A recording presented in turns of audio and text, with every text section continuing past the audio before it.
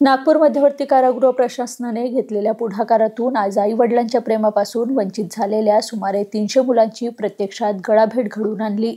निमित्त होतं ते म्हणजे बालदिवसाचं। बंदिवान व त्यांच्या पाल्यांची ही गळाभेट हृदयस्पर्शी ठरली आहे। कळत नकळत कधीतरी हातून घडलेल्या एका गुन्ह्याची शिक्षा भोगताना मनात प्रबळ इच्छा असताना देखील स्वतःच्याच मुलाबाळांना भेटता येत नसल्याची खंत बंदिवानांच्या मनात असायची। मात्र नागपूर कारागृह प्रशासनाच्या पुढाकाराने आज बंदिवान आणि त्यांच्या पाल्यांची गळाभेट झाली आहे।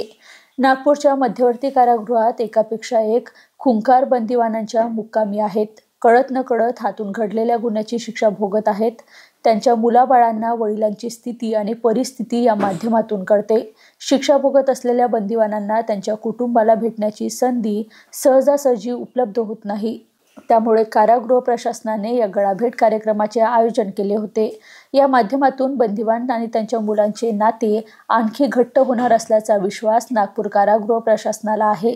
कार्यक्रमाला राज्य माहिती आयुक्त गजानन निमदेवे, कारागृह उपनिरीक्षक पूर्व विभाग नागपूर श्री वैभव आगे, कारागृह उपअधीक्षक दीपा आगे उपस्थित होत्या। दर्शनाखाली कारागृहातील शिक्षाबंद्यांच्या किशोरवयीन मुलांचा गळाभेट कार्यक्रम या ठिकाणी आयोजित करण्यात आलेला आहे। या कार्यक्रमामध्ये कारागृहातील महिला व पुरुष जे शिक्षाबंदी आहेत त्यांचे वय वर्ष 18 खालील लहान त्यांची मुलं असतील, मुली, त्यांचे भाऊ बहीण आणि जर कारागृहामध्ये आजी आजोबा असतील तर त्यांचे नात नातू यांना भेटीचा कार्यक्रम या गळाभेटद्वारे या ठिकाणी साध्य होणार आहे। बंदी जेव्हा कारागृहामध्ये शिक्षा भोगत असतो तेव्हा कारागृहामध्ये शिक्षा भोगत असताना बंद्यांमध्ये त्याच्या कुटुंबियांना भेटण्याची ओढ ही नेहमीच असते आणि अशा गळाभेटच्या माध्यमातून जो काही आहे की कितीही फोनवर बोलत असले बंदी किंवा व्हिडिओ कॉन्फरन्सद्वारे मुलाखतद्वारे जरी बोलत असले परंतु या गळाभेटच्या माध्यमातून त्यांना आपल्या जे स्वतःचे पाल्य आहेत त्यांना स्पर्श करण्याची ही संधी या गळाभेटच्या कार्यक्रमातून या बंदी बांधवांना दिली गेलेली आहे।